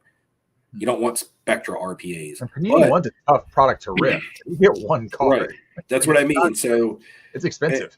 And that's how I've narrowed down some of the case hits on that for me. Spectra has the solar eclipses. and Eye Appeal they have to look awesome too. To me, I think the Spectra Solar Eclipses look awesome. I think the American Metal case hits out of plates and patches this year. Now, this isn't attained to every year because designs change from year to year, but I thought that those looked really awesome because it's just a big shiny American flag in the background, and then the player was just like photoshopped onto it, which is cool looking. And then the Panini Surge, they're shiny, they're bright. The Panini One Surge. Again, if you've watched my videos, I know Brendan, you do, you'll have seen these types of cards that I'm talking about all over it. So like I said, I'm only going to talk about what I do. So I'm not going to, that's some nice stuff. I'm not going to, I like the Panini Black product, and they have like, they have the night, what do they call, the Dark Knight, or what do they call it? Those case hits in there. There's the Prolific and the, man, I can't remember the name of it. Panini Black. I can't remember the case hit in there, but they look really, really cool too. And they're just higher end products that don't rip as much, so there's not going to be as much of it printed. And so the case hits are still going to actually have some sort of rarity to them, as opposed to like these Downtowns and these Kabooms that are going in not only one product, they're going in multiple products. You have Donruss Kabooms, you have Optic Kabooms, you have clearly Donruss Kabooms, and or Downtowns, and and there's I don't get how Downtowns got so popular. I mean, like, if you look at, I don't care for them. They're playing cards. They're very plain. They're the background. It's like, I mean, some of them are crap. Yeah, but like some of them, you just look at the background, you're like, what the hell is? If I was going to go after Downtowns, I would go after the 2018 Downtowns when they first came out, because they were actually rare, and they were harder. And obviously, like I was watching an Antonio Brown one, and it was already at $300 with a few days left. I'm like, yeah, Grim, you got it. Grim got it. It's the Panini One White Knight. I said Dark Knight. White Knight. You said Dark Knight would be a better sell. Yeah, but yeah, that's it. Those are nice. I mean, like a CJ Stroud and a PSA 10 is probably a Steve, what do you think of Panini doing the Rolling Stones cards? Well, me and you had a little bit of chat in this, because I don't want to say you hurt my feelings, but I was like, yeah, but you hurt my feelings. I was like, well, no, I didn't. I was kind of like, so I was under the impression that they should do either a different band, or it would need to be multiple bands. I just thought that Rolling Stones doesn't relate to the majority of the people in the hobby. But here's my why would you push that? But here's my thing: is you have to start somewhere. I know, but a Jagger crotch shot on the second shot is not cool. I know it's an album cover. For me, somebody who loves music probably more than I love sports. I mean, but especially nowadays, because music evokes more emotion out of me than sports. I agree. Yeah. So if something evokes emotion out of somebody, that whether it's good or bad or sad or happy, I mean, you get an attachment to it. So, because I'm so strong into liking the pop culture and the music, when I finally see a mainstream company like Panini put out something, I know we saw the wild card stuff at the National, we see the Pop Century stuff, but to me, that stuff's just shiny and cheesy. I like the shiny. The wild card isn't that bad, but I mean the leaf stuff is just, let's make a super shiny card and put so much shine on it that you don't even really care who's on the surface of it, and slap a sticker auto on it. But my thing is Moana. My thing is, I've been buying. This isn't Panini's first go around with this stuff. Correct. Yeah. So, and the other question is, are they reverting back to this because they're losing the sports licenses? Because back in 1968 was the first year that Panini Contanti Sports came out, and also the late 60s was the first year, I believe, of their soccer stickers. Now, that could have been when Panini America or Panini Italy actually started, right? That's who they would have been then. I'm not sure, but it would have been mid to late 60s that they started their product. And when they're trying to sell, so initially they're trying to, was Panini strictly, we're just trying to sell sticker and sticker books, or was Panini a bubblegum company? I'm not really sure. But the sports, the bubblegum companies and in Europe is a lot of chocolate companies. That's why I see a lot of Dutch prints, Dutch chocolate and stuff. They're trying to sell their chocolates. What are they going to do? Or we're going to throw in a card of a musician or an actor, or, and they had to do that because they didn't have licenses. They couldn't use sports players. Here in the States, they were trying to sell bubble gum. They put players in it to try to get the kids, or tobacco all the way back to the tobacco cards. But in Italy, they didn't have rights to sports, so they had to use whatever famous people they could use on to try to sell. What kind of advertisement is this called when you use a famous person to speak for you? Endorsement, or I'm not sure if it's endorsement. Or I don't know. It goes all the way back to elementary school. I remember doing a project on it where you had to do different types of advertising. And I remember repetition was one where you just repeat something over and over again. It's where you use a spokesperson. There's like a name for it. But anyway, Panini couldn't use like sports players from the United States, and probably they didn't even draw as much interest over there in Europe. Anyway, but they started with, I have the 1968 Rolling Stones, for instance, and now they're putting out a new set. So this is their second go around with the Rolling Stones. Now, they weren't exclusive. I mean, Rolling Stones was just one of their stickers. I mean, shit, in 1968, who would have even thought that the Rolling Stones were going to be worth investing in today, right? So, but to me, it's a start. Like, if this goes over well, and it may not, like you said, there's not enough people in the hobby that love, that like that band. Right. I'm not even a huge fan of the Stones, but to me, it's a start. It's like, okay, well, Panini obviously wants to try to stay in business. They've been in business since they did their stickers back in the day. They had their run with sports, but now they have to like print something that people will buy. I just would have wished they went like the Donruss Americana route. Go to bed if you're tired. Get the hell out of the chat if you're going to do that. I would have liked to see this. I would have just liked to see a mix. I mean, we didn't see any autos that they displayed for the product yet. We don't know about relics. I'm hoping they go through the years, obviously, with the set, because obviously the younger Stones is more appealing to me than the current version of them. So it's just, I do like it. I just worry about if Ruben sees this, he's got more pull in the music industry than whatever Panini thinks they can do. And he'll just come out with a whole massive set. Well, I get it, but I don't care. Out of the water. I don't care. It's not like I'm hooray Panini. I'm like, hooray, pop culture stuff. I just think if I was being Panini, I would go a different route with this and not just include one band. The thing is, though, is Panini. I mean, I guess Michael Rubin could, do that or whatever, but he's got enough to worry about as it is right now to get right. I mean, Panini actually has shown they can make nice cards. Like, I mean, think if there was like flawless music cards or flawless, TV show type stuff. And that's what I want. Like a more higher end. I mean, you could have lower end as well, but I mean, like people would buy that stuff. I mean, if you had, we've always talked about in the past, you and I, Dustin, like, what if Panini did, like, what if Flawless did a set that had all on-card autos and event-worn memorabilia, or a card that, say you take a Jimi Hendrix and you put him on a card. Now, you're not going to be able to get his autograph. It would have to be a cut. But who's a great guitar player from today? I don't know. Throw him on a card.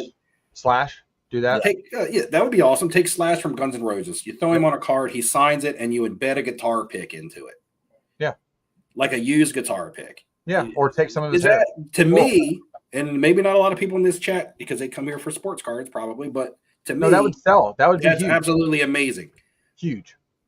Guys, look at what people spend on that stuff anyway. Like a drum set, a guitar. So I mean, like the shield, like if you go on, I think it's called Props.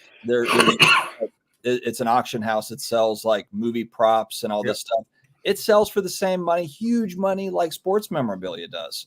But sports actually has sports cards, that they use memorabilia in. But we don't have that. We don't have like luxury product like that, on the pop culture side for everything else, for anything else. Bob Boozle, I think Meek Mill has a card in Topps Allen and Meek does. Well, then, I don't know if you noticed or saw that Gast created the Eminem card, then had him sign a bunch of cards, and those will be going out at random coming up. I picked up a few of those just to give it a chance. I don't know if they're going to still stick with the way they used to do it, where if you got an auto, it would be added to the pack, or it would be in substitute of the pack. Because I know with the Arnold Schwarzenegger, the issue was if they put the autograph in there with an extra card, which is a big giant case, which means your 10 weighs like freaking way more than a regular 10. So people were weighing them buying cases, pulling the autos, and then selling the rest of them, basically as a lot to try and burn through them. Not stating that they've already been picked through, but once you open a case, you're selling a non-sealed case. Obviously, you've already figured out what you're keeping and what you're not. So I just worry about that type of a system that goes on, because we're worried about that every direction at this point. Well, here's the other thing too, is that now that we're in this world of breaks and overpriced product, the stuff that I see that actually I could actually buy a break in that makes some sense are non-sports hobby boxes, because they are like $100, you know. So it's like I can afford to buy it myself, but yeah, if I could pick out whatever Nirvana or whatever the Nirvana stuff coming out of the Rock Band set is, and that's what and I get all that stuff, you know, like it actually makes more sense. It's not, you know, priced the same way that Topps Chrome baseball would be or whatever. Correct, because people are hitting $100,000, $1 million cards. Right. So no, I get it. To like go exclusive with one band like rock, like you said, yeah, it doesn't make sense. And even to go like a genre, like if you were to say like something that would be amazing, okay, we're going to put out a 90s grunge, which would be awesome. Which is going to include all that. But now, even still, though, the set would be small, right? Because look at how many players are in any given league. Oh yeah, I agree. So they make a card of every player. Most bands have 3 to 5 people on average. Yeah, but I mean, like say you do a 90 grunge set. I mean, at max, you're probably going to have 20 bands to do stuff from, and I'm probably I'd lose my shit. But I'm saying, like, that's not a lot.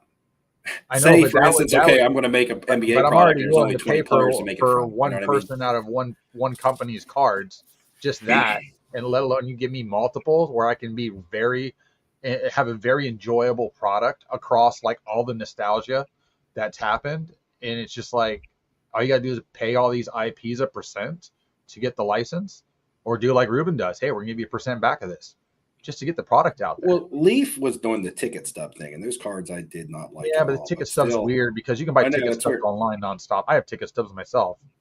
Yeah, but I've only ever had one valuable ticket stub. I obviously sold it, but like it's a stupid half-cut piece of cardboard. What do I care? Yeah, but that's the thing. $400 for it. That's the thing. People were actually doing the whole, and they still do. We saw it nationally. They do the ticket thing, but a lot of times, like these cards, these were tickets that were Leaf cut them out and like embedded them into a card. And I'm just like, yeah, correct. You kind of ruined the ticket because people already do tickets. I know you could say, well, people cut up jerseys, but you know, I just feel like that was kind of. But I don't know. Like I said, Panini's starting somewhere, and it might flop. You know. What are they going to sell? Hobby boxes? Are people actually going to break it? Probably not. And, well, everybody's putting fake patches and cards now, not from any specific. Well, and the other thing is, what kind of cards are going to? Is this set just going to be a basic set with parallels and shiny cards? Or are they going to actually have autos and? That's what I was trying to figure out. They didn't show any. Which if they didn't show any. Set, that's what. How would you not put that as part of the display? Right, and that's what I think. I mean, I don't care about getting a Rolling Stones refractor or a Rolling Stones, not even a super refractor. Probably to me, the cards would have to have something really cool and significant to them. I mean, I would like the Rolling Stones logo in a silver. That would look cool. Or if there's a full band photo of them like in the 70s in a silver, I'm fine with either one of those. But that would be it. Like I'm not going out of my way. But that's the thing, though. I can go buy like a holographic sticker of that down at the. I know, but it's just the idea that it's licensed and it's supposed to be nicer. And, like I feel like it. Yeah, but that stuff's licensed. I can make my own card too. If I want to. All of it has to be licensed in order to sell it. That's what I'm saying. Correct. Yeah. Or go down to the record store. Unless it's art, and then you can sell just one. But I feel like the cards would have to be super duper special. You would have to cross over them, because right now the reason why there probably isn't a lot of which we call pop culture and stuff like that is because the people who collect that kind of stuff are more collecting the memorabilia. It's kind of the opposite with sports. You have the memorabilia collectors, but I feel like the card collectors put out more money than the memorabilia collectors, unless you're buying like a Babe Ruth signed ball or something. I think if they tried to introduce it now, it'd be more popular than ever, because Donruss Americana wasn't super popular.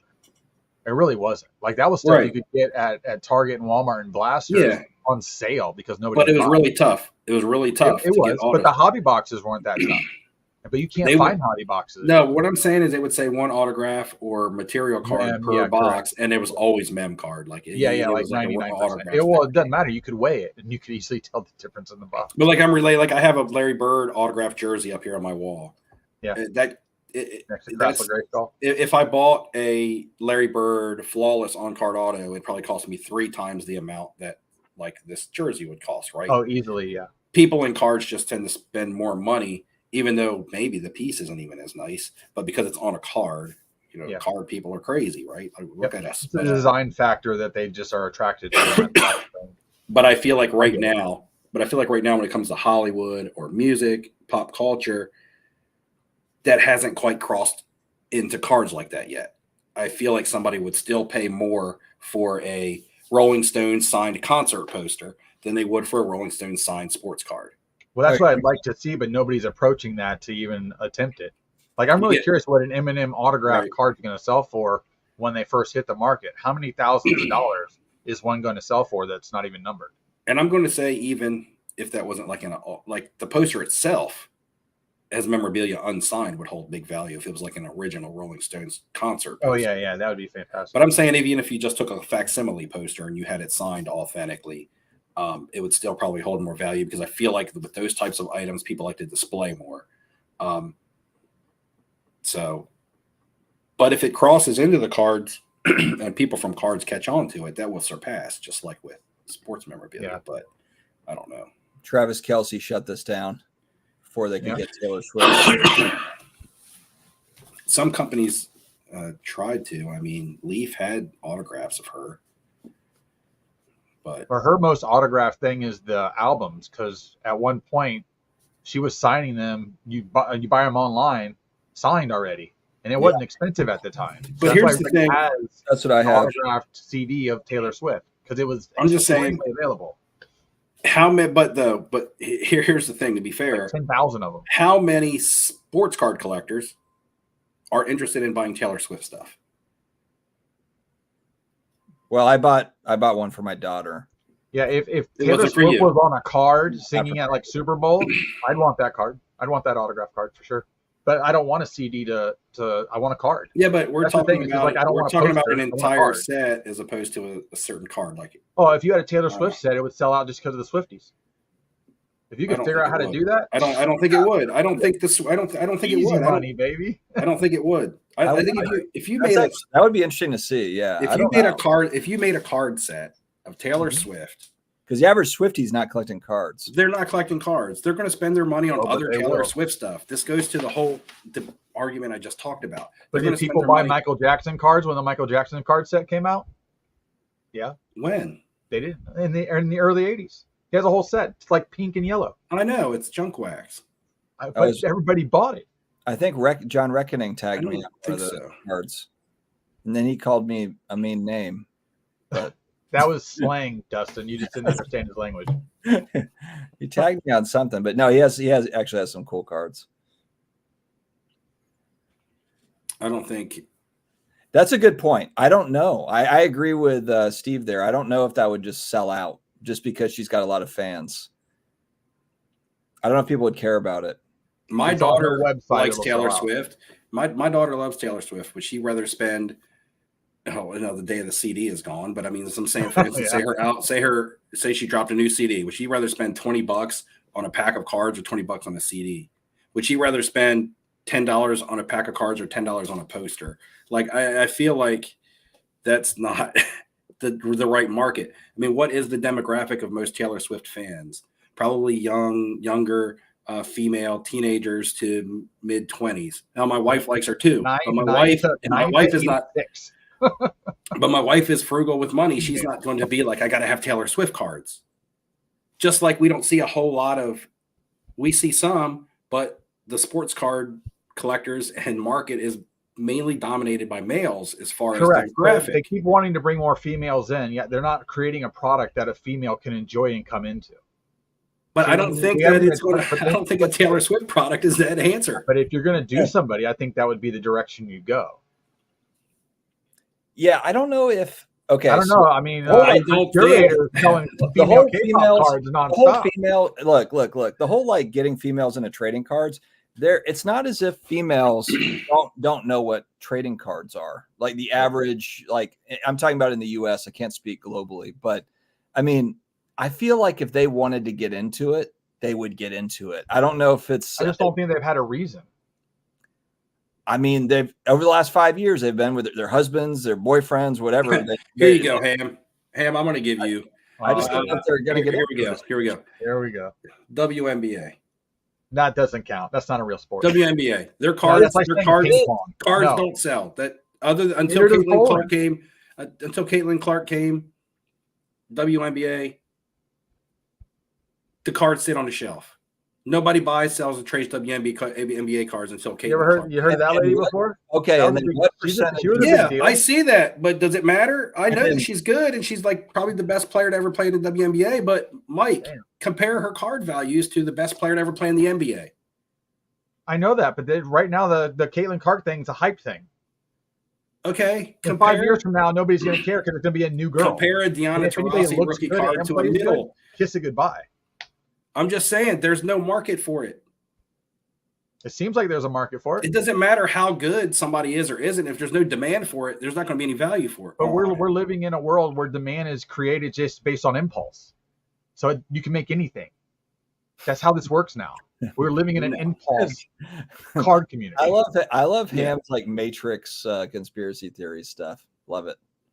What I would ask though is, okay, so now Caitlin, because Steve's right, now all of a sudden WNBA is more popular. What percentage of males versus females are collecting WNBA cards? Because I bet it's still like 95 males, 5 females. But is it based off of assuming something's going to be worth something in the hobby to move it? It's because people are they collecting her? Collecting her. It was something new and different. And whenever something new and different comes along, it's a flavor of the month for a while. I have Caitlin Clark cards, but I don't care for them. But I'm saying when Caitlin Clark's second and third and fourth and fifth year cards start coming out, are people going to care? But what Sabrina Ionescu or whatever was supposed to, she was the previous Caitlin Clark. Like nobody gives two craps about her anymore. Exactly, and she was the one that was in the 3-point contest with Steph Curry. The idea of why that it's women's sports. I'm sorry, we just don't gravitate toward it because there's not enough to pull the male population to it. But you shouldn't need to pull the male population to it if there's enough female population. That's my point. Thanks for proving it. No, I agree with that. But what I'm saying is that's not the female population you want to bring into the hobby. What do you mean? What does that mean? The basketball female population. They don't give two shits about cards. I don't know. A majority of the female population. I'm trying to bring people in that want to collect something. They just collect different things. That's it. Not cards, correct. Right, just not. I can tell you this, and I'm not trying to sound a certain way, but listen, and this is true, and this is not me. Like, I have a 24-year-old daughter and my wife I love to death. But if you're a female and you come into the content creation space of YouTube or whatever, your channel grows very fast. Why is that? Because you're a rarity. Okay. Mm-hmm. Yeah. You're almost like a novelty to an extent. Because there's a lot of ugly faces like us sitting around on a screen, and people select and they choose who they like and who they want. But there's not many female content creators, at least on YouTube. There's a few in Instagram. Correct, yeah. But their channels grow very fast. I agree. That, and they're overhyped for their looks. But actually, Sports Card Radio is a perfect example of what they do. They sit there and talk about them nonstop. I think going back to what Steve is getting at, though, this is a low-hanging fruit for women to get into. If you were a female, you want to get in and like, how can I build an audience online? How can I get more? Pokemon. This is a low-hanging fruit type thing to speak to kind of like what Steve is talking about. But more women don't do it. Have you noticed that? There's still not that many female content creators. There's just I'm just saying, if there was just as many female content creators as there was men in this space, they wouldn't seem as special. Yeah, no, I agree with that. And I'm not even relating this to like sex sells. I'm not relating to this so they have to be attractive or anything. I'm just that could in some cases maybe, but I'm also just saying there's not a lot of an opinion or an outlook or a female perspective in the space. I'm really glad that we've got Ham on permanently now. Flipping Steve A. Smith versus Ham Bayless. I'm not a Skip Bayless though. I'm not like that. I'm just. Well, no, you're flipping Steve A. Smith. You're flipping Steve A. Smith. Okay, gotcha.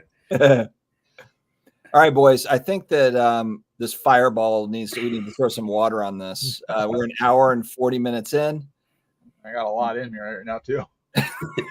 Mango Bango 69 makes a point here, and that could be somewhat. I'm going to say yes, to an extent, yes, but I mean, okay, look at Ham.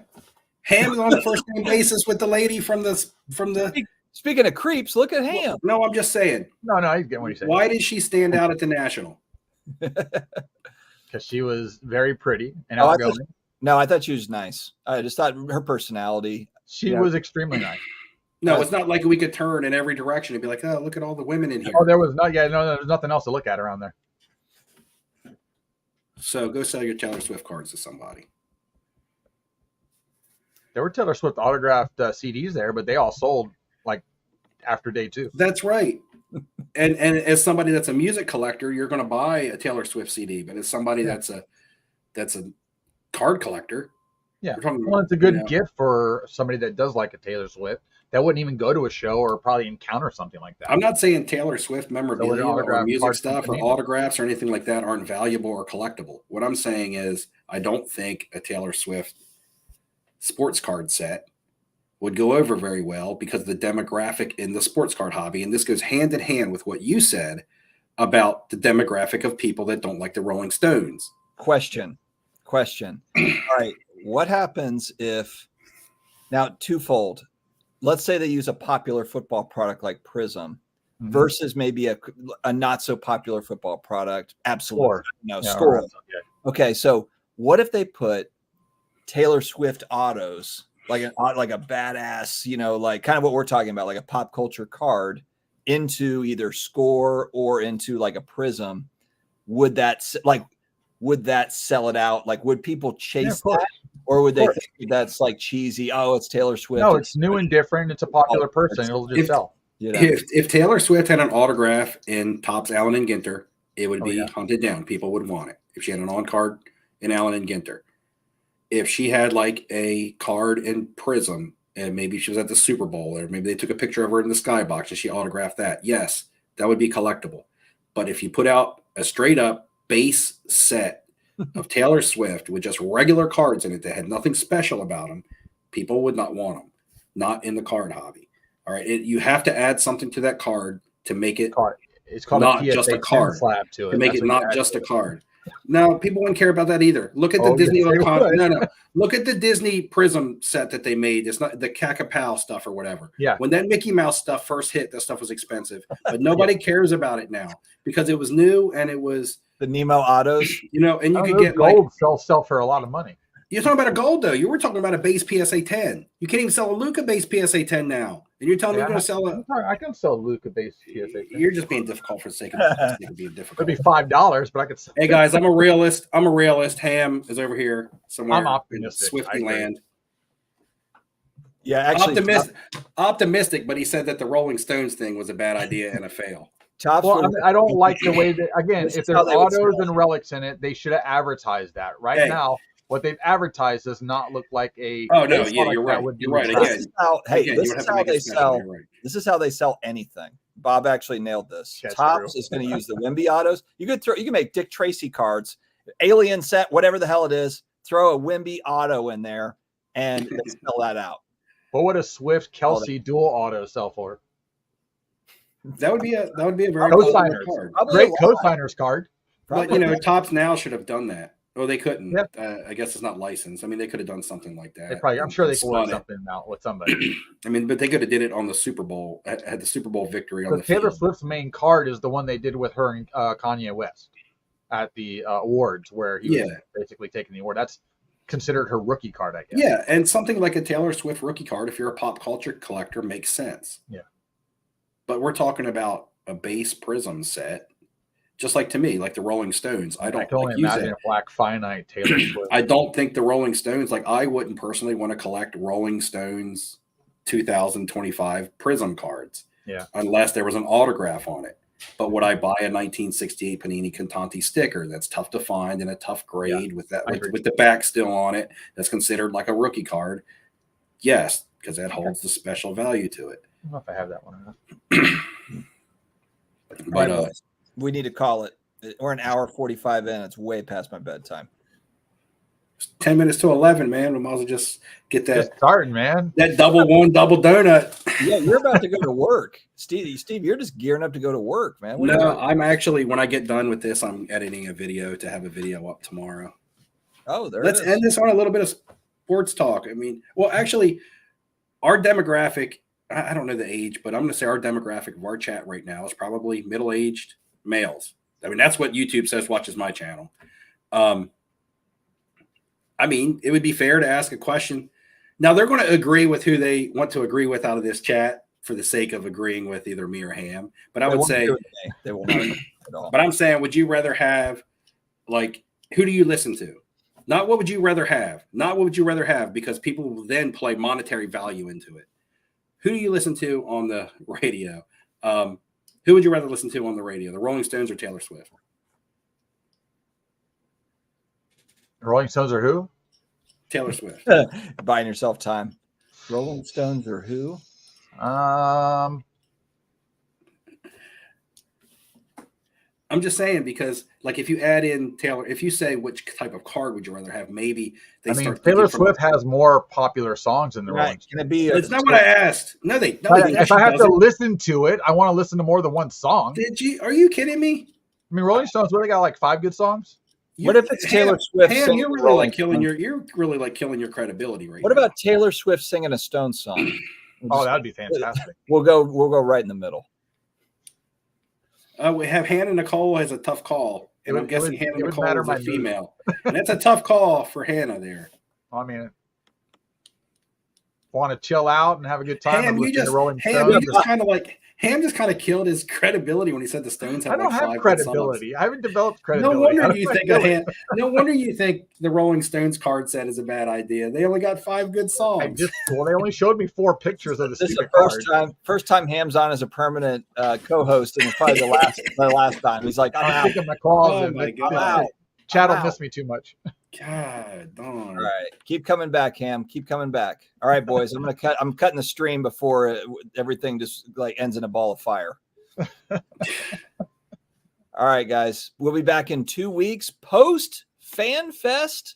We'll hear from Neo. He'll probably have 9 videos out between now and then about what happened in New York. And Steve we might not have Steve, so might just be you will, but it just might I might be in and out, or I may come on and then realize that I hope you come on. I want to see what's going to work. It's going to be like Blair Witch Project, Steve. No, I'm staying I'm staying in an apartment like right in Old Town Square in Prague. I'll sit right up out there and shoot live. It'll be awesome looking. That'd be awesome. All right, do it. All right, we'll see you then. All right, guys. We'll see you in 2 weeks. Yep. Take care. See ya.